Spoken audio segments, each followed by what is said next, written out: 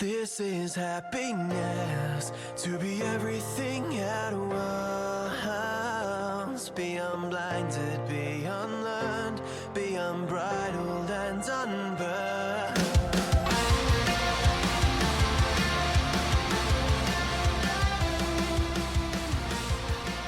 Hey everyone, welcome back to a brand new episode of Mood Prep. My name is Dave Nixon, and today we're going to kind of suck straight into it. I'm going to interject with an episode as I had a question from one of the listeners in Canada.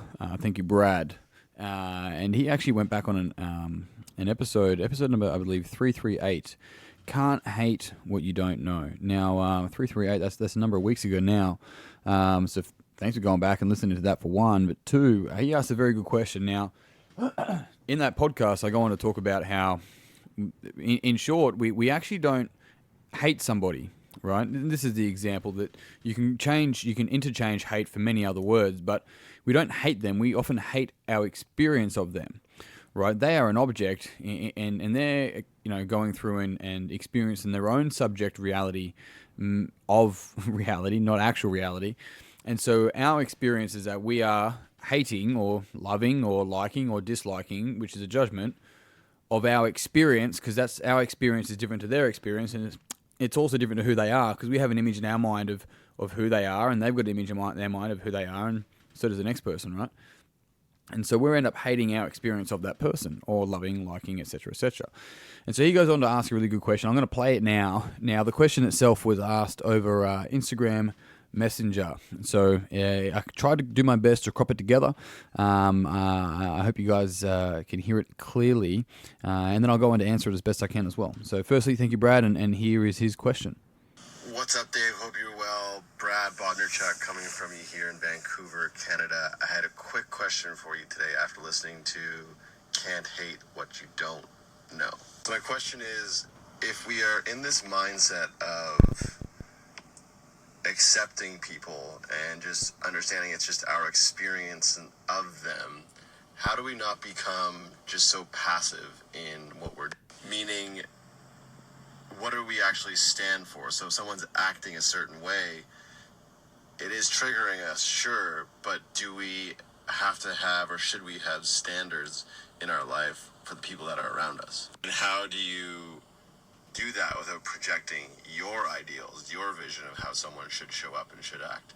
So it's a balance that I'm struggling with. How do you stand for something, but also be super accepting as well? Great question. I love this question. So once again, thanks, Brad. But the reason why I love this question is because I'm certain there was more people that had this thought when listening to that podcast. Now, once again, the podcast is episode 338. You can't hate what you don't know.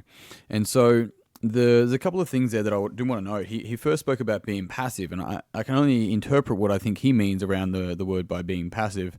And let's say, for example, I go, hang on a sec, I'm going to accept this person as they are, and then all of a sudden I'm being passive and not having some sort of standards or anything. But really what I'm doing is having the standard of not projecting my standards onto them, right?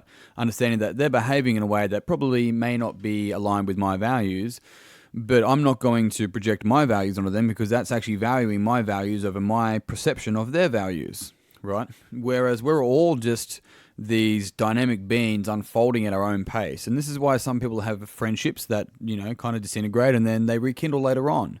And it's a quick example of why people can kind of change and evolve at different stages, or why you can just fully connect with someone for so long and then all of a sudden it's like they literally are somebody that you used to know. They're literally almost like an object now that you hold zero emotion to. And so it's sort of this idea of like, if nothing matters, then everything matters, because the power is that we get to choose what matters, right? So we get to choose how we react to this understanding that we can become accepting of people, even though we can have completely different values and different standards. Another thing he meant there is like what we actually stand for. Now, I do believe that we should stand for something. And the reason why is because it gives life purpose. It gives life meaning. And I also believe that we should learn to really, really powerfully articulate at a clear depth what we believe. and the power that sits below it, right? And so because of that, what we can then learn to do is inspire other people rather than projecting other people, projecting our values and standards onto other people, saying, well, you should do this, you should do that, this is what the best thing is, I've done the research, it's fucking the best, like I fucking know it is. But reality is that people end up rejecting that. And so learning to stand for something is powerful, and the best thing we can do is really learn on how to continue to share that message and articulate that message at a depth that is accepting. And this is why, if religion was done well, it would be accepting of all other religions. And I mean, that's a big conversation in a very small sentence, I understand, but it's the same thing of being able to be accepting yet stand for something at the same time, but understand that your view of their reality is not better than their view of their reality, even though we may think so, but of course we do. That's what we think. And so the beautiful thing there is actually stepping back and seeing ourselves that we're actually just a process unfolding, and the things we stood for 10 years, we may not still stand for today. Maybe we've got a different viewpoint of it. Maybe this person will change as well, or maybe I'll change to see what, maybe they can see something that I can't. Maybe they're seeing something that I'm actually missing. And this is the beauty, to step out of subjectivity, or that's where passion often lives, and into this objective state, this third person state of, okay, well, there's a conversation happening between myself and somebody else, right, about standards and values. What am I missing? What can I see now that I'm objective to this conversation that could help benefit my understanding, my depth, my knowledge? And so that powerful ability actually deepens our understanding of others. And so then it's not about whether right or wrong or standards or values. It's about accepting that between 7 billion people, we're going to have different maps of reality. And the beauty of that is that we continue to unearth our map. And the further that we can step away from our map of reality and start to actually just observe reality, and in reality there's a lot of people that are just unfolding, then we can learn to accept that. I have an example, and this is something that I actually spoke to one of my coaches about, and I struggled in this friendship, this relationship, and it got to the point where he's like, well, I was very giving, almost needy in this relationship, depending who you ask, I'm sure. And it got to the point that the advice or the coaching side of things from my coach was simply saying, it's like, coach mentor, like, I'm able to hold space and still love that individual, but let them live their life even though I disagree with it, right?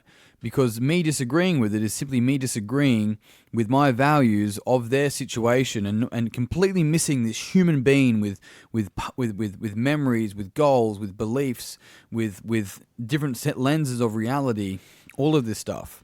And that if this person wanted to communicate, then they can come and find me. They know where I am. I'll be here because I've got my goals and I'm focusing on my thing. But hey, like that's as clear as it is, and I don't need to go out of my way.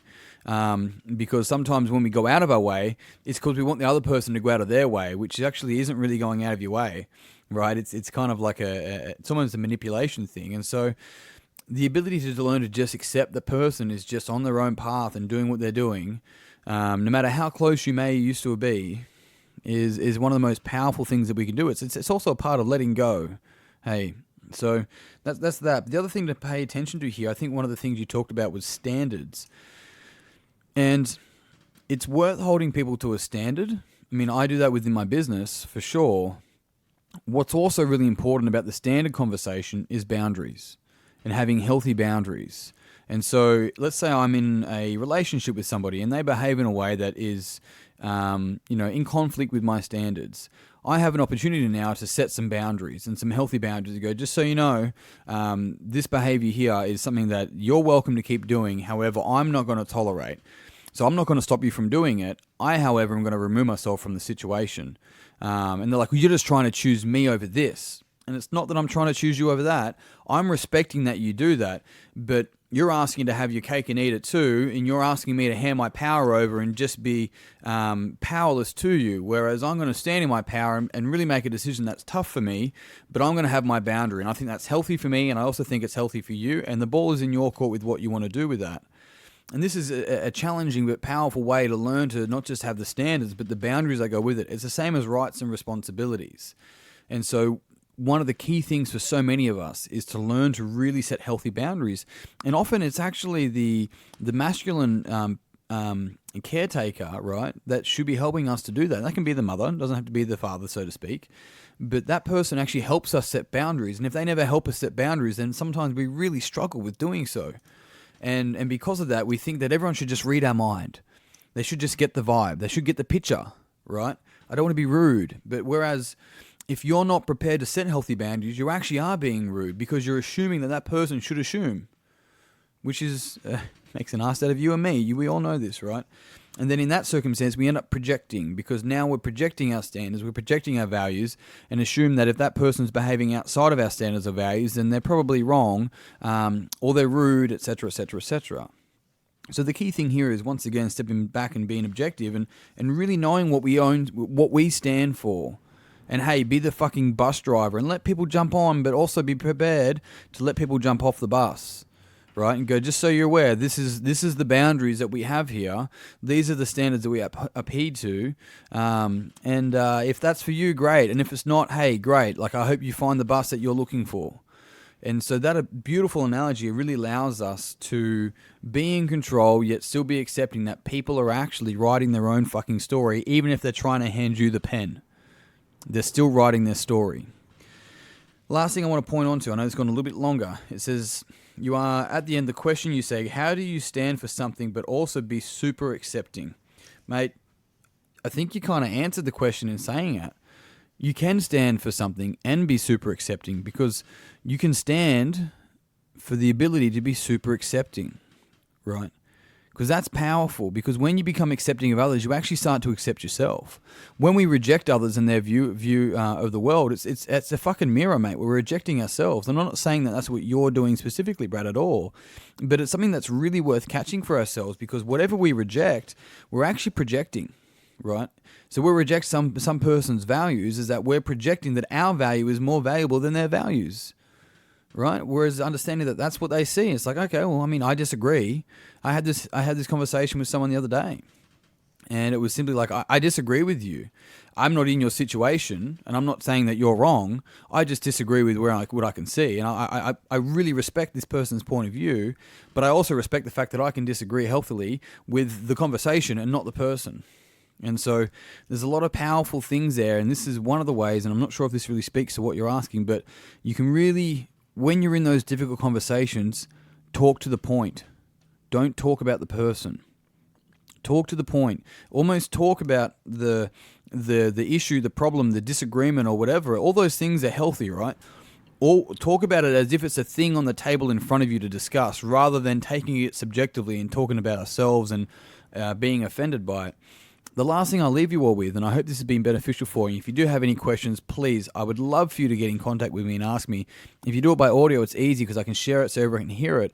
And I think questions are the most powerful way to continue and deepen our learning. But there's a quote that I've definitely mentioned before, and I think it's beautiful. And they said, my grandmother told me that when things get hard, to remember that it's me and him versus the problem, not me versus him. And that's a really powerful thing, hey? Anyway, Brad, I hope that helped answer your question. I'd love to get your feedback on it as well, team. If you haven't already, jump back on the 338 podcast. You can't hate what you don't know. Otherwise, I'm out. Until tomorrow, peace and pizza. Kick today in the dick and slay the dragon. What's I'll up, see you Dave? soon. Hope you're well. Brad Bodnerchuk coming from you here in Vancouver, Canada. I had a quick question for you today after listening to Can't Hate What You Don't Know. So my question is, if we are in this mindset of accepting people and just understanding it's just our experience of them, how do we not become just so passive in what we're meaning? What do we actually stand for? So if someone's acting a certain way, it is triggering us, sure, but do we have to have, or should we have, standards in our life for the people that are around us? And how do you do that without projecting your ideals, your vision of how someone should show up and should act? So it's a balance that I'm struggling with. How do you stand for something but also be super accepting as well?